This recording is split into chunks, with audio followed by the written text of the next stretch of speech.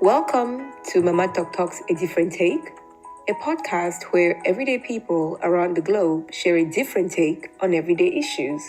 I'm your host, Abi Mambo, and I'm pleased you're joining us today. Welcome. Hi, Wendy. Welcome to A Different Take. Thank you, Abba. It's a pleasure to be here to celebrate my birthday on your podcast.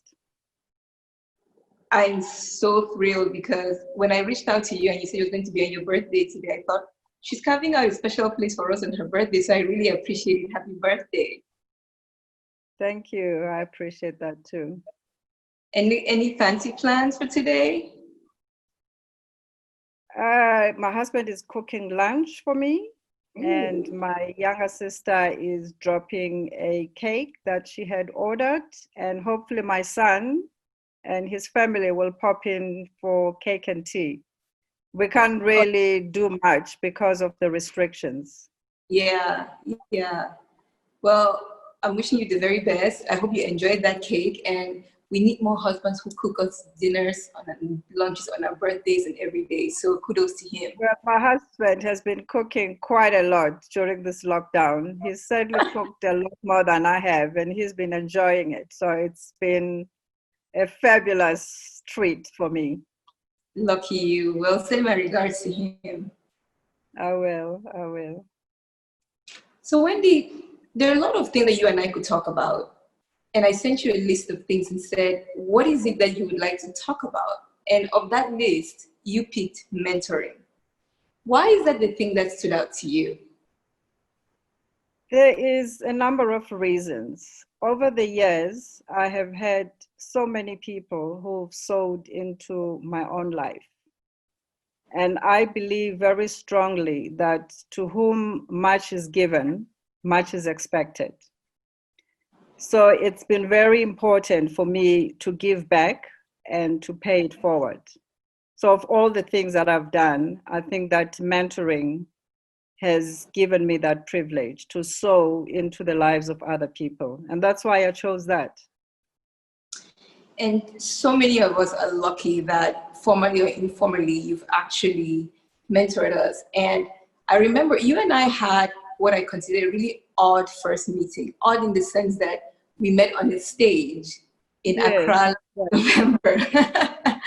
And my introduction to you was long before I met you, which is I was presenting you the award. So I went out and did my research and talked to a lot of people about you. And so I got to know Wendy before I actually met you. And what stands out to me about those few days, Wendy, was the fact that you went out to lunch one of those days with a group of women. And I remember seeing you come out of the car, and there were 2 or 3 cars, and almost a dozen women came out with you. And it was such a powerful sight for me to see. For you to take out your time, fly to Accra, and spend the whole 3 or 4 days with a group of women at different points in their career. Why is it so important to you to mentor women, and especially African women? I think that we need to be deliberate about sharing our experiences between generations so that we can break the cycles of feeling disempowered, feeling inadequate, or feeling that we're not good enough. If I look at my own mother, she didn't really share her own life story. You know, she left her marriage when we were very young. And we never had a conversation about why she did that.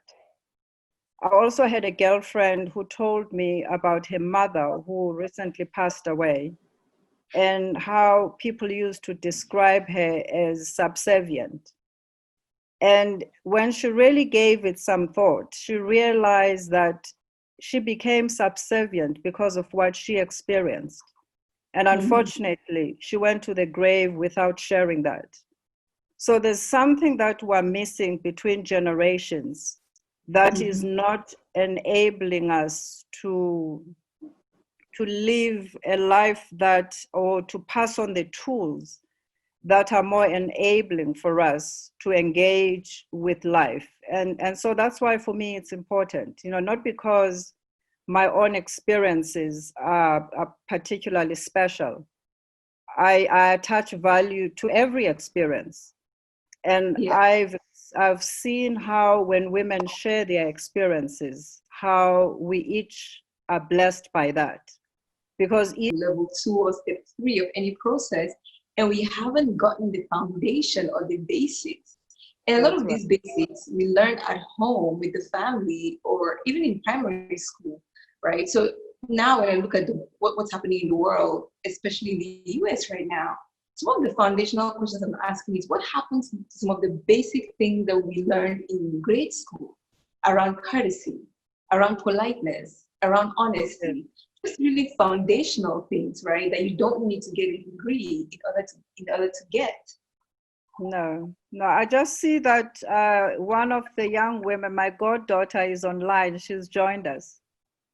Do you see there's someone? So, Abam, I really feel very strongly that developing the next generation of confident and resilient women leaders should really keep us all awake at night, because there's such a leadership deficit in the world.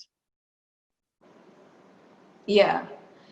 And one of the things I've been following, amongst other things, we're in such a crazy time. I saw something on Twitter today that said, I cannot believe we're not even halfway through 2020 yet, because so much has happened. And one of the things I see coming through a lot is about leadership during the coronavirus pandemic.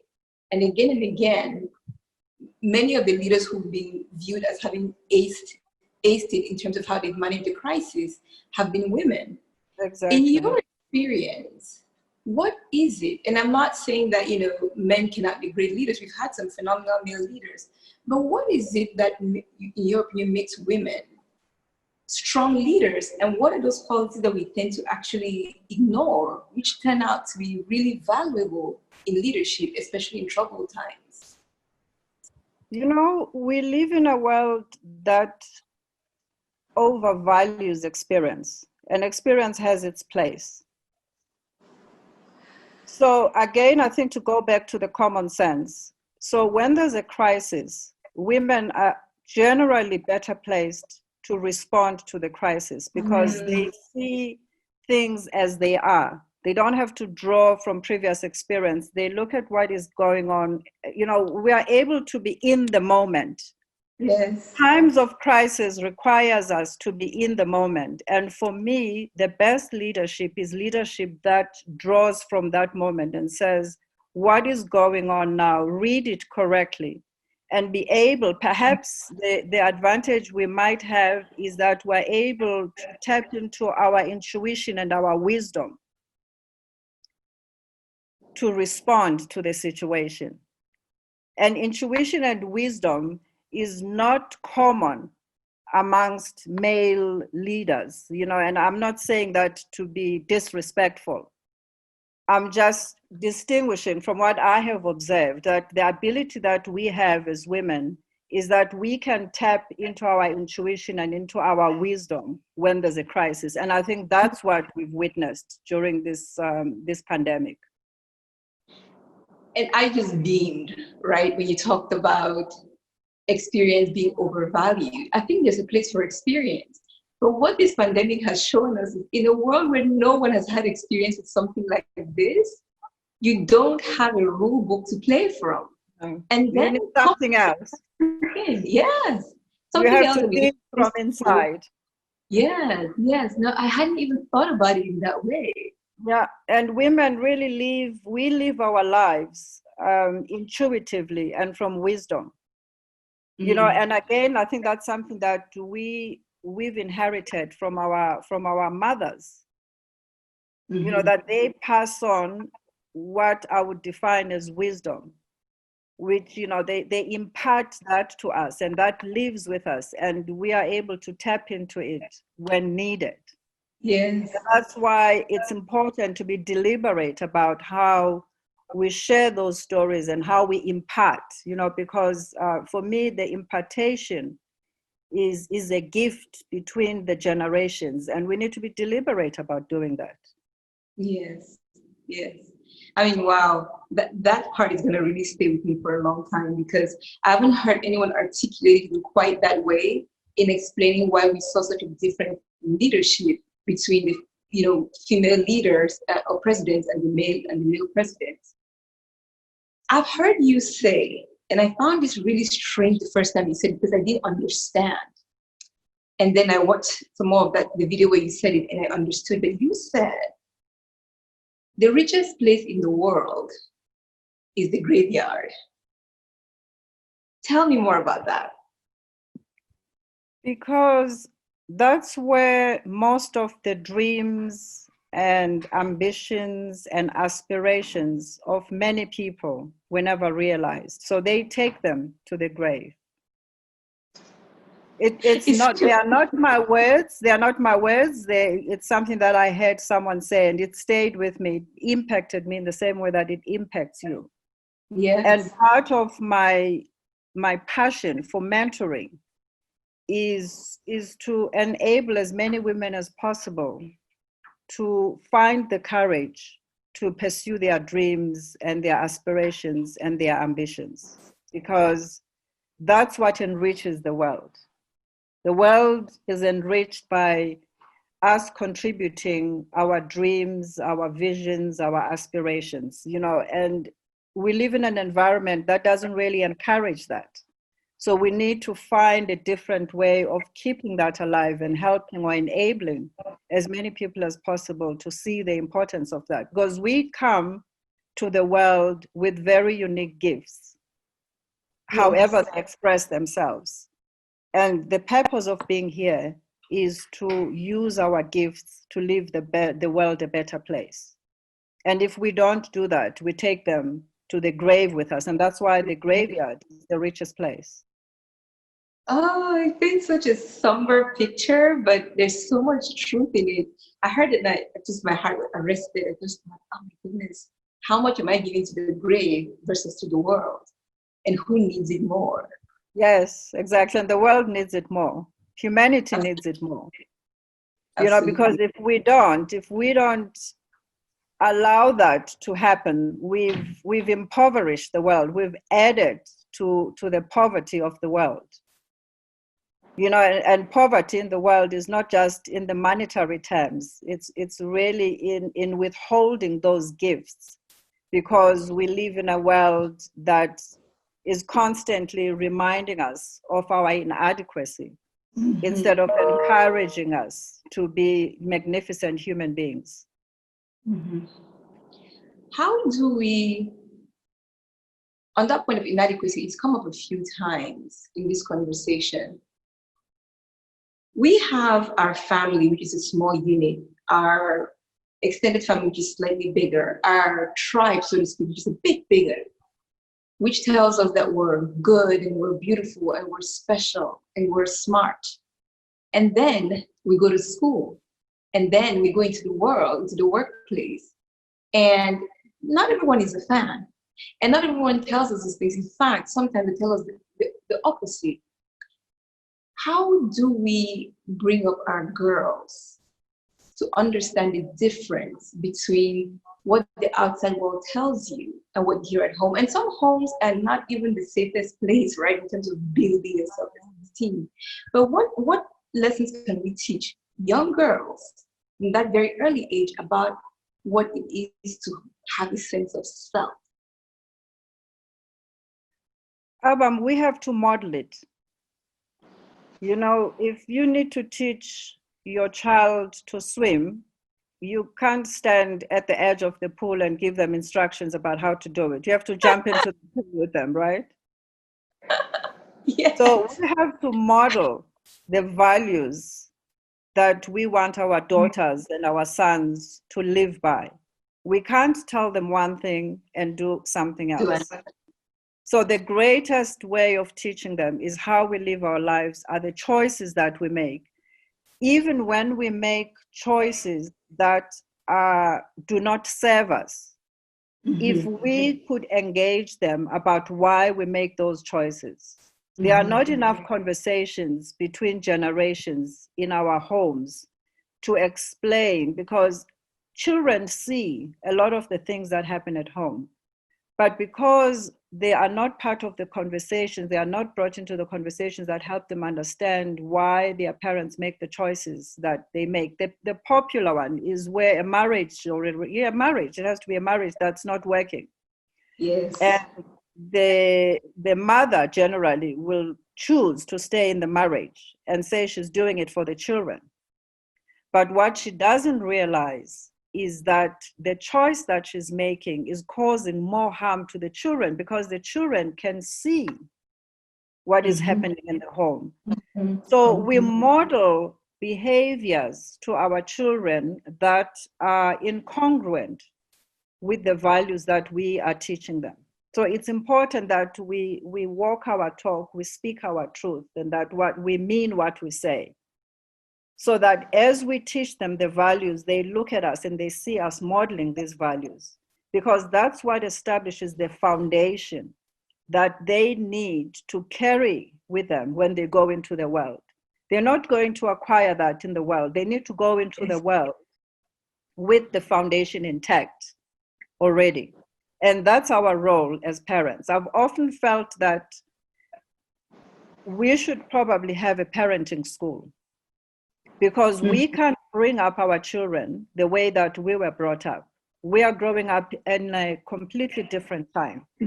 Yeah. So we need to be taught how to be the best parents that we can be, because we are custodians. We are just shepherds for these children that pass through us. And our responsibility is to equip them in the best way that we can for life. And one of the ways is to make sure that they are confident young people who have a strong sense of value about who they are, who can stand their own in the world, who can challenge people who feel that they are inadequate or whatever insults we have to contend with when we go into the world. Yeah. So many nuggets in there.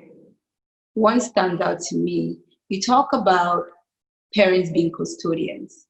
I was having a conversation the other day with a girlfriend of mine, and we're talking about legacy. And she said something like, "Bailing is your legacy." And I said, "No, he's not. He's not property." And I think she and I went back and forth. We're just having a friendly conversation. But I think oftentimes it's less an issue of vocabulary and more a thing of mindset, where we think our children are our belonging, and that they owe something, and when they grow up they must pay us back. And I really struggle with that. And for all the things I teach my son about being independent, I try to tell him, I need to do for myself, because I don't want you to be beholden to doing for me my own age.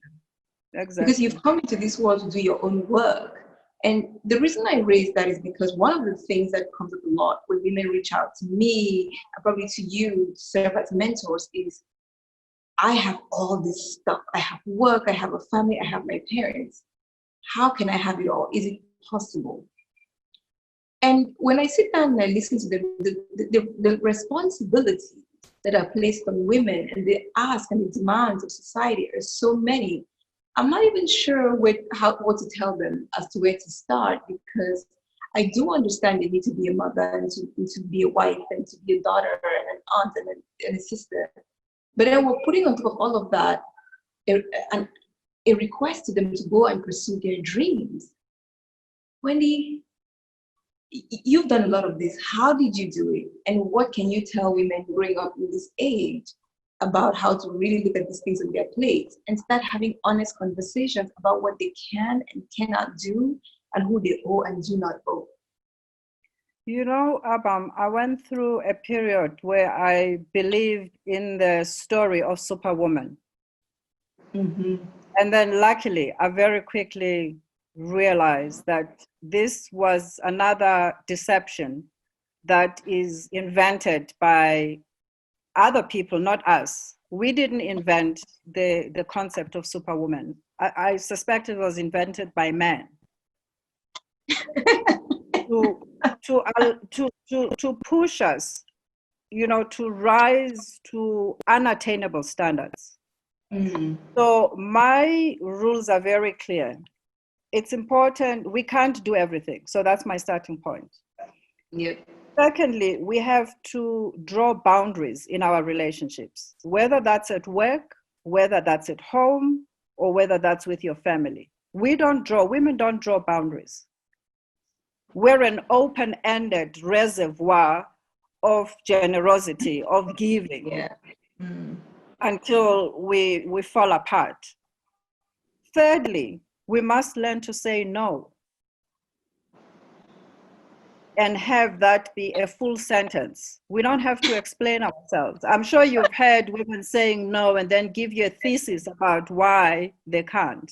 I do that. I do that. No is a full sentence. And it's amazing to see how people react when you say no, and that's the end of the sentence. And they are waiting. They're waiting for Yes. explanation For that more. they can argue, and try and convince you otherwise. And so often, even when we've said no, we allow ourselves to be convinced out of our no. Mm. Mm-hmm. Mm-hmm. So for me, these are really the three ground rules. I cannot do everything. I draw boundaries around all my different relationships, and I'm able to say no and feel nothing. I feel no guilt about it. Yes. And have that no be a sentence. Yes, The and you period. say it in the sweetest way possible, with love. So it's a no that is with love. It's offered with love, and for me, it's better to say no to you than to say yes and end up being a no anyway, because I couldn't honor my commitment. Yep. Yep. That's And that's absolutely. what often happens, that we overcommit ourselves because we are unable to say no. And then we end up, being irresponsible. We end up letting people down because we were not able to honor our commitments. So again, just being very logical about life. Isn't it better to say no at the beginning? I could have, imagine if I had agreed to do this interview and then I don't show up. We have to show up in life. It's important, not just as women, but as human beings, it's important that we show up in life, because that's how we honor ourselves, and that's how we honor God. That's how we honor our talents. That's how we honor who we are. We have to show up, and when we show up, we have to show up as authentically as possible. Yeah, that's such a stark difference, right? Saying no upfront and being called maybe a word in the book, or the other end just being irresponsible or underperforming. The choice is so stark. It's easy to decide which way you want to go when you put it that starkly. So Wendy, this already feels like a mentoring session, so I really appreciate it. I'm So sure now for everyone. now you see why mentoring appeals to me. So out of the many, and you sent me very inviting choices. And when I got to the last one, I was like, that's the one for me. That's the one. Yes. So when you wait, I imagine a lot of people reach out to you to mentor them. When you are deciding who to mentor, what are you looking for? Because you can't mentor everyone, right? My rule is that I mentor everyone who comes to me, because if you have found me and you are asking me to mentor you, I'm assuming you've done your homework and there's something that you need from me that I might be able to offer you. So I mentor. My rule is whoever finds me, I will mentor. Are you there? I lost you for a second. And the way that I approach it is that people need to determine what it is that they need from me. So I get them to do the homework. So by the time they come to me, they must have thought through why is it that they are coming to me? What are they looking for? What is the guidance that they need in their life? And, so that's really, they have to own the process. So I don't own the process of mentorship. I Yes. merely offer myself as a resource. I always say that mentoring people for me represents my worship of God. So if God was able to come down on earth and you had a conversation with him, how would that look like? I just merely use myself as a vessel to enable you to understand issues in your life that may not be clear, to enable the person to recognize their greatness, to recognize how to develop their courage, how to develop their confidence. Wonderful. But Wendy, we're almost at time, and this has been wonderful.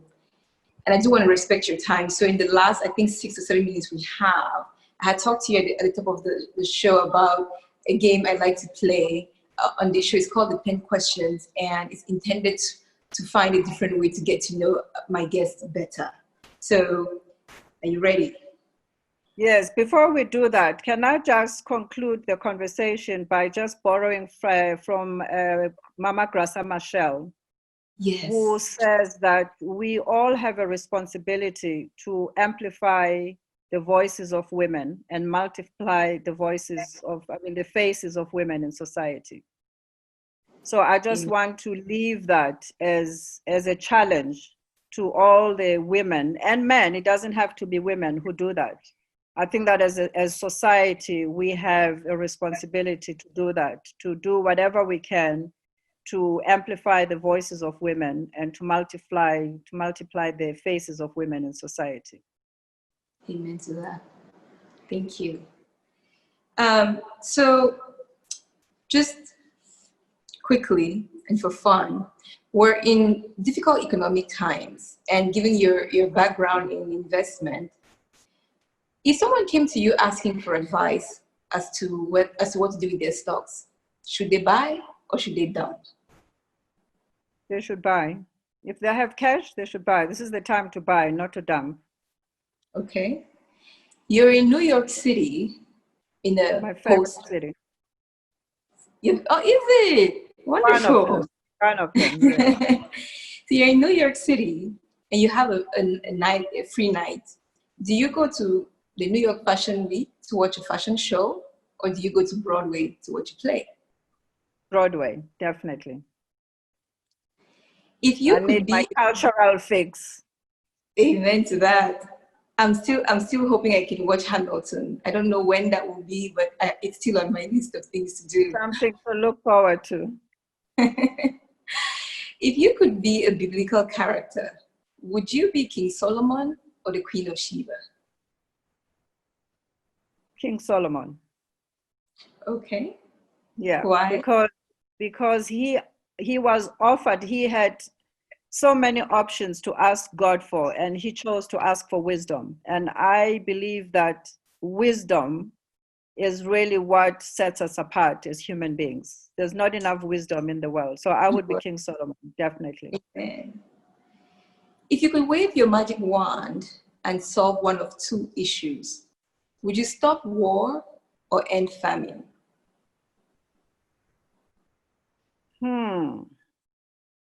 I would stop war. Okay. That's more long term than famine. I would stop war. That's more, yeah. I think I would stop war, definitely. I had to think about that. Famine seems more immediate, it's urgent, but I think stopping war would be more sustainable. It would leave a legacy. Okay, wonderful. If you had the choice to mentor a woman who was just entering the workforce, or a woman who was just stepping into her first board meeting, who would you choose? The one that was starting her career. Because the one who's entering a boardroom is already at the top of the ladder. Okay. I believe very much, and that's why I quoted Mama Grasa Machel's words about amplifying the voices and multiplying faces, because part of what we have to do is to create a critical mass of women who are capable and who are given opportunities to make a difference in the world and to change the world, and to Okay. bring their magnificence, of course. Of the world, yeah. Would you to rather? play a meaningful role. Sorry, say again, Wendy. I was just saying, to play a meaningful role in society. Ultimately, we all want to know that we matter. Yes. That's what we're all here to discover. How do we matter in the world? And when we find ourselves in these environments that make us feel like we do not matter, it's painful. Yeah. I don't know if you've read these two writers. I assume you have, but Nadine Gordimer or Chimamanda Adichie? Yes. Or who would I choose? Yes. Oh dear, that's a tough choice. And I'm not allowed to choose both. No. It would be no fun if you did. I know. No, I think I would choose, what is her first name? Adichie. Chimamanda, yes. Chimamanda. I would choose Chimamanda, yes. They're And both the reason I would choose her is because she represents the younger generation. She's speaking to the issues now, so she's current, she's now, yeah. She's not because Nadine Gordimer is not relevant, but for the times that we're living in, I think that she's really calling women to rise and to step into their power, and that's what's needed. We need more and more women to step into their power and authority. We have power and authority which we've abdicated for years, and we need to step into it so that the world can recognize our presence. And she does it so unapologetically. Yes, Amazing. exactly. Yeah. But she does it also in a very elegant and inviting way. Yes. In a beautiful way. Yes. Wonderful. You're going out and you can only take one of these two things: jewelry or makeup. Jewelry. You can see your necklace now. Yes. My kente cloth necklace. Yeah. I love it. Yes. I saw that earlier. Would you rather be wealthy or gifted? Gifted. Definitely gifted, because my gifts can lead me to wealth. But to choose to be wealthy is such a narrow choice. I like that. That's really good. Okay, I like that. I like options. I like choices that give me options, and choosing to be gifted gives me lots of options, and one of them could be to become wealthy, right? After a very difficult board or executive meeting, you go home. What would you rather do? Have a really quick shot of something strong or meditate? Oh, definitely meditate. I thought you were going to give me an option of a bath with rose petals and a candle. Definitely meditate. And the last one, the 10th one, is if you could invite anyone for dinner in the sanctity of your home, would it be President Ramaphosa or Trevor Noah? Trevor Noah, definitely. I want a good laugh. Wonderful.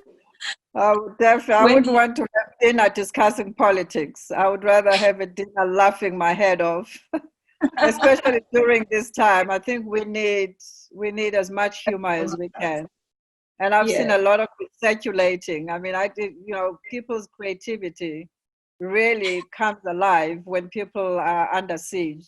And some of the things I've seen have just been remarkable. That's wonderful. Wendy, thank you so much. Usually at this point in the show, before we go, I said, do you have any last words? And I don't know if you do, since you had shared Mama Michelle's words with us. But if you have anything else that you want to impart before we go off, please go ahead. I do. I think that my last thought would be that all of us, whatever generation we are, we need to see ourselves as torchbearers, and that we have a responsibility to hold the ladder for the women that will come behind us, so that if they slip from the ladder, we can catch them. So we shouldn't hold the ladder from the top. We should hold the ladder from the bottom. We should come back down, hold the ladder for them, allow them to climb up that ladder. And if for some reason they slip off the ladder, we are there to catch them. I love that. That's my invitation. That's my invitation for all of us and for all of our generations. That's the responsibility we have. Wonderful. Thank you so much. Happy birthday. I would sing a happy birthday song, but I have a terrible voice. And just, this has been a real treat, like I said, in the mentoring session. So thank you for what you do for men and women everywhere in the world that you mentor, and especially for African women, because I have seen you in action and it is a wonderful thing to watch. So thank you, Wendy. It's a pleasure, and thank you for the opportunity. Lots of love. Absolutely. Likewise. God bless. Namaste. Yeah. Bye. Bye. I hope you enjoyed today's episode. Please share your thoughts in the comments below or email us at ab@mamatalktalk.com. Continue the conversation in your homes and communities, and when you join us next week, invite a friend or many. For more diverse perspectives on everyday issues from everyday people around the globe, subscribe to our podcast at mamatalktalk.com/a different take, and join our online family by following us on Twitter and Instagram. Until we meet again, I'm your host, AB Mambo. Sigashina, stay well.